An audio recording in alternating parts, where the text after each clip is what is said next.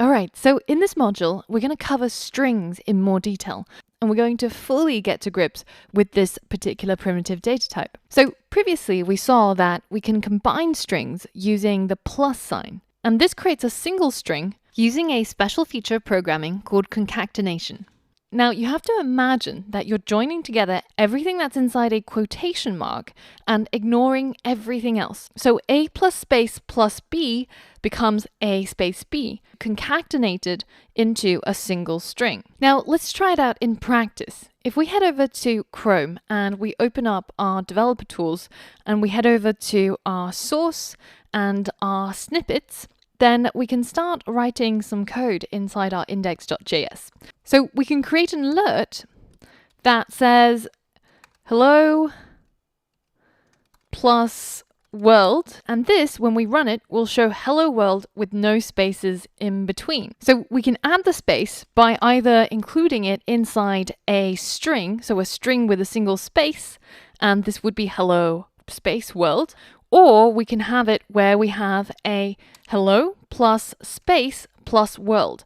And remember that it's only the parts that are inside the quotation marks that are combined. All right, so this is pretty easy. So I want to set you the challenge of creating a greeting message using variables and alert. So I want you to start off with two variables. One is a message, which is equal to hello, and the other variable is called name, and you can set it to either your own name or you can set it to whatever the user enters in a prompt.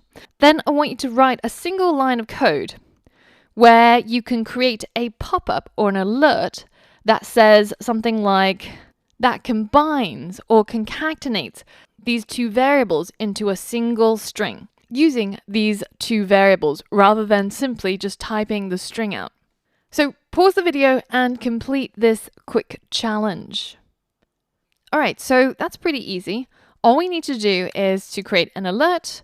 We add the message, then we add some characters in between. So namely, it'll be hello space there, comma, space, and then we add the name that we are going to greet. And finally, we close off our alert. Now, the important thing here is that you remembered to add the spaces between the message and the name variables.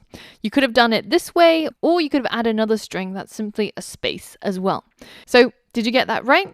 If not, have a review of this lesson and have a play around with concatenation inside the Chrome developer tools.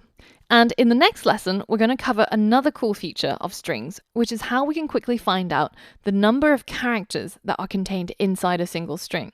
So for all of that, I'll see you on the next lesson.